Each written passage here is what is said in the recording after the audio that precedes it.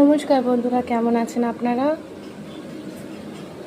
আর সকালটা মোটামুটি ঠান্ডা ঠান্ডা আছে, ভালো লাগছে। গরমের থেকে তো অনেক ভালো, গরমের থেকে অনেক ভালো বাবা, একটু ঠান্ডা ঠান্ডা থাকা। আজকে তো শনিবার, শনিবার মানে নিরামিষ।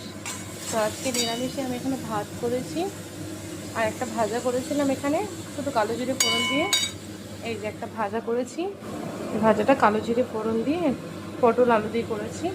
আর এখানে আমি পনির আর আলু এখানে আমি ভেজে নিয়েছি কিউব করে কেটে।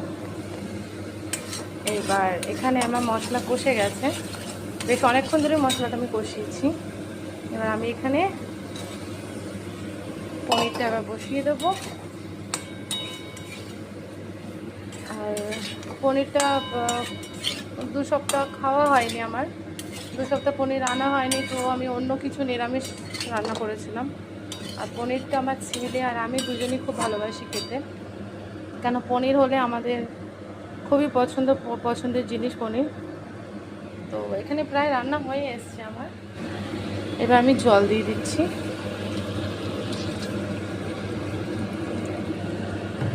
আপনাদের নিরামিষ দিনে কী খেতে ভালোবাসেন, এবং নিরামিষ দিনে যদি কোনো স্পেশাল নিরামিষ রেসিপি আপনাদের কাছে থাকে তাহলে আমাকে একটু কমেন্টে জানাবেন, আমি ওটা নিশ্চয়ই ট্রাই করে দেখব।